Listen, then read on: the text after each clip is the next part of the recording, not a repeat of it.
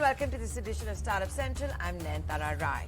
This is the only show of its kind on Indian television dedicated, of course, to startups. It's here that we talk about innovation, technology, disruption, entrepreneurship.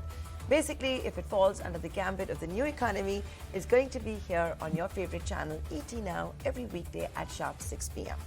Like all the stakeholders of the startup community that we get on the show, the team that puts the show together, the Startup Central team, thrives on constructive criticism.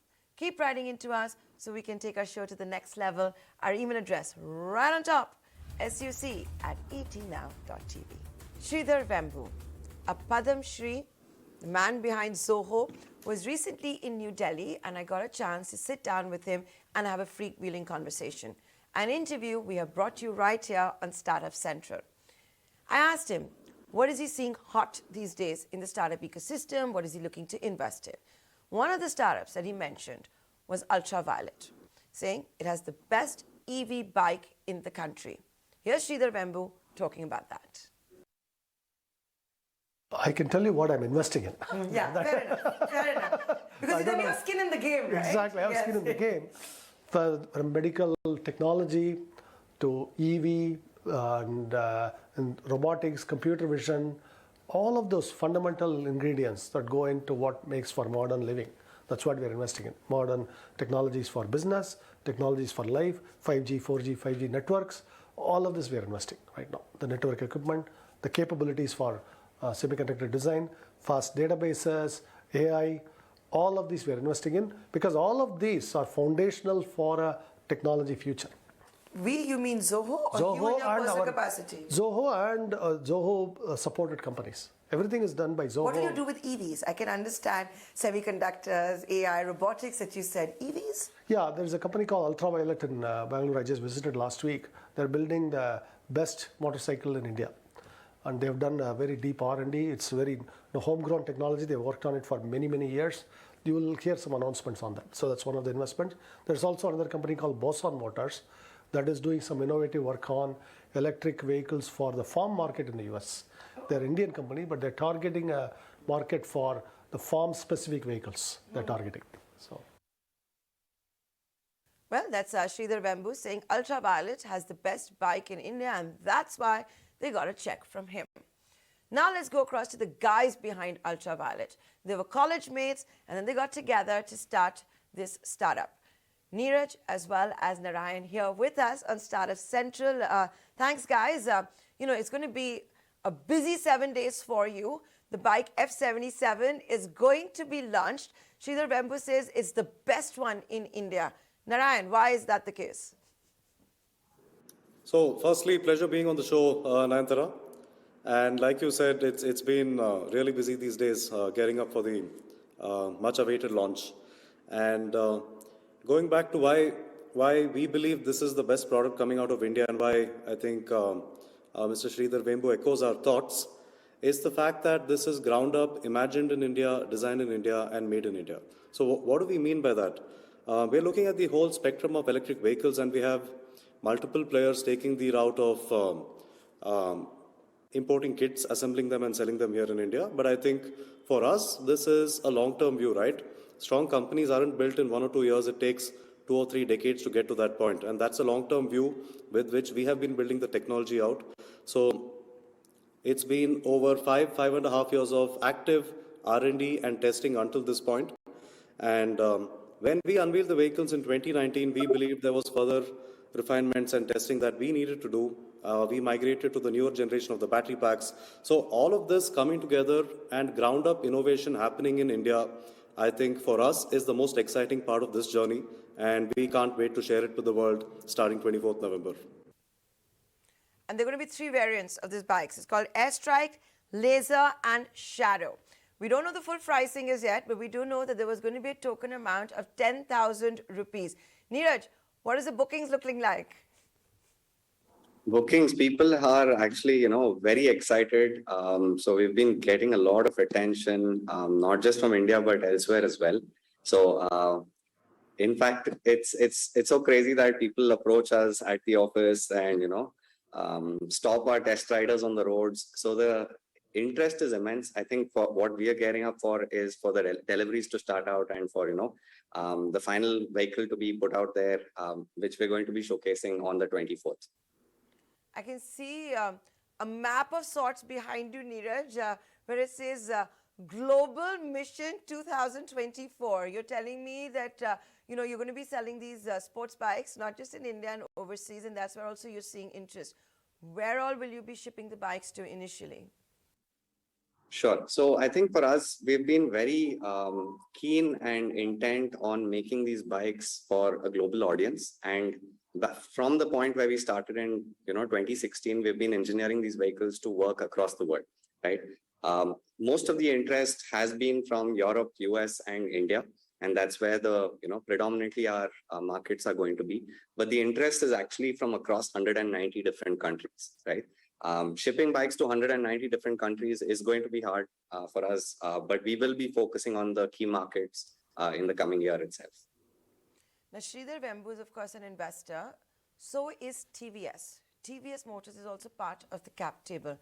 Narayan, how does that help?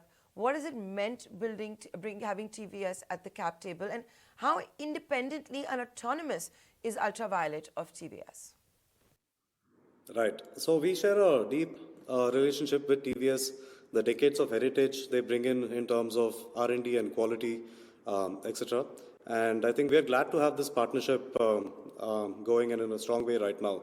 And coming to your second question of autonomous R&D, I think we are entirely autonomous in terms of R&D.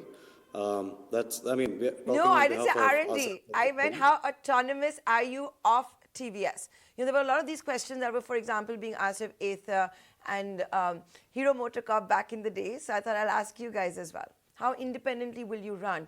Or is it going to be a case that TVS will one day take over Ultraviolette? So, at this moment, we are entirely autonomous, though TVS and us, we share a deep interest in electrification and accelerating those timelines. So, at the moment, what I can say is we are entirely autonomous in all senses. Okay, so you're completely autonomous of TVS at the moment, but they are on your cap table. Niraj, I'll come to you again now. Don't think that I didn't hear you dodge the question. I asked you how many bookings. You said you've been overwhelmed. I remember back in the day, you guys had said you were expecting nearly 70,000 bookings in 190 countries. Have you hit 70,000? Right. So those bookings are still there, Nayantara. So it's now that we're starting out the deliveries, we're doing it in a more phased manner because we also know that we won't be able to deliver vehicles, all across the world instantly. So what we're doing right now is we're going to be announcing the rollout schedule for Bangalore and a couple of other cities and, across India, as well as when we would be in other markets, including, North America and Europe. And from that point of view, now we're talking about the next stage of deliveries and, orders progressing to that point. And that's where, we're seeing the demand becoming overwhelming as well. So, yeah. Narayan, can you tell me anything about the final pricing? When we spoke about pricing in 2019, we had mentioned a price point of between 3 and 3.5 lakhs. And you know how the world has changed in the last 2 years, right? Everything, raw material costs, commodity costs, everything has gone up. Plus, we've doubled the range. So, doesn't necessarily mean we're doubling the price, but it is going to be slightly north of what we spoke about at that point. But rest assured, uncompromised quality, testing, R&D, and what we're proud of is we are catering to that segment of the market that appreciates technology, appreciates motorcycles, and appreciates an uncompromised effort towards bringing a global-ready product out there. Okay. So, you still not going to tell me the final pricing, but that's going to be on 24th, Narayan? Yes. Okay. I take that point. I have to ask this question as well, and I'll take it from both of you one by one, and I'll begin with you, Narayan. There's another startup that was trying to become, if I can call it, the nano of bikes. I'm talking about Ola. There's all the right headlines, right? From the Gigafactory, all being run by women, the cheapest, the most affordable out on the road. But that safety has become an issue where reports came out, right, of bikes going up in flames. And it's not just Ola. We've also seen it with other startups, with other brands as well. Now there's a belief and people fear that our company is in a rush to get their product on the road. You've taken 5 years. But Niraj and Narayan, we need to talk about safety. Narayan, you first. Why is Ultraviolette a safe bike? How will it not go up in flames if there's going to be, voltage fluctuations? How will we know that the summer is not going to go up? I know a lot of these are myths, but address them. Sure.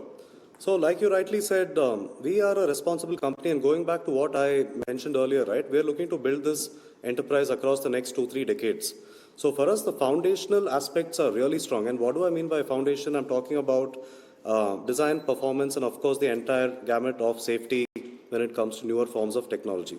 So, this is where 5 years of R&D has actively happened on batteries alone, parallelly with what's been happening on the vehicles.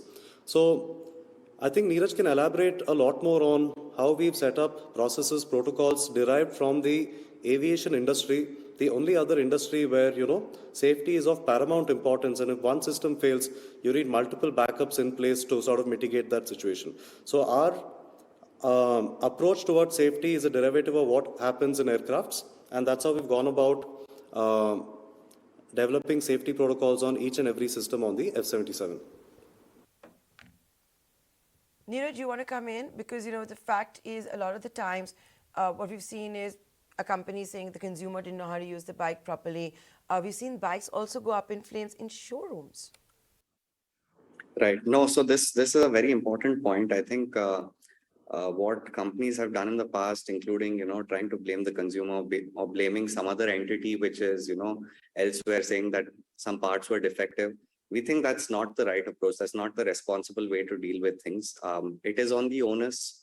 The onus on, the company, the OEM actually producing the vehicles. And from that point of view, what we see is that it requires elaborate and detailed engineering to be able to deal with these kinds of situations. And that's exactly why, we have spent a significant amount of time on design, on engineering, on validation, and in real world testing. And only when we have built that ultimate comfort that these vehicles are safe to use, that's when we're shipping them out to consumers. And we're not in a rush, we're not in a hurry, and you can see that from the quality of the vehicles and from the quality of the reviews that eventually come out when these vehicles are in the market. There's a range of more than 300 kilometers that is being talked about, a lithium-ion battery pack as well. Final question, Narayan, and I'll give it to you. A lot is being said about your battery. What's so different about this battery? What's so hot about it? I think the fact that we've managed to package a range that can beat an IC engine vehicle, right? We're talking about an IDC range of 307 kilometers. And this is a first in India. And I think one aspect though, I have to get into the technical side a bit here. When it comes to higher performance vehicles or higher powered vehicles, we're talking about our powertrains on the F77 and future products, putting out between 30 to 60 kilowatts of output. Now, when you look at scooters, for instance, scooters are in the range of say 5 to 7 kilowatts of output. We are talking about power levels which are 8 to 10 times higher. And one thing to keep in mind is certain parameters like heat is a square function of the current, right? So your power and the current goes up 10 times, your heat goes up 100 times. So the safety cooling mechanisms, for instance, that worked on lower powered vehicles are not directly scalable to higher performance vehicles. So this is an area where we have multiple patents filed, both on thermal management and safety in multiple ways and forms on the bike. And this is also, I think, a fact that is an entry barrier for too many players as well. It frankly took us 5 years of active R&D and trial and error. So for the next guy, it may not be 5 years, but it's definitely going to be at least 2 to 3 years. And adding to what Niraj mentioned in terms of safety, we've had a internal activity called Beyond Asphalt, right? So, we all know the F77 is more or less an urban motorcycle, but we took the extra challenge of making sure it functions for every single edge case one could think of. So we've tested the bikes on trails, we've tested the bikes on the rocks, higher altitude, down to even seawater, for instance, right? And we've got tangible data that has gone into now fine-tuning and improving every single aspect of the motorcycle that comes out on 24th. Okay, so we'll all wait for the 24th as well. And of course, the final pricing, the two college mates who started Ultraviolette, as you can see, are being quite tight-lipped about that. Thanks, guys, for giving us time. Maybe see you again on the 24th. Sure. Thank you. Thank you. The world's biggest sporting extravaganza is about to kick off. Yes, I'm talking about the FIFA World Cup at Qatar. I'm not going to get into player odds, country odds. We all are tracking that. We all have our favorites. We're all going to be doing that, right? But we do get you special reports here in ET Now, special tidbits you need to watch out for. First up, here's Vikram.